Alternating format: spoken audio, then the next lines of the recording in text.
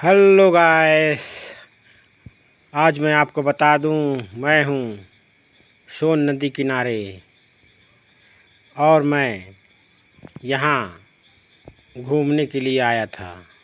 क्या प्रकृति के बीच घूमने में बहुत अच्छा लगता है मुझे। चारों तरफ पानी है, हरियाली है, रेत है, तीन तीन नज़ारा एक साथ है दोस्तों।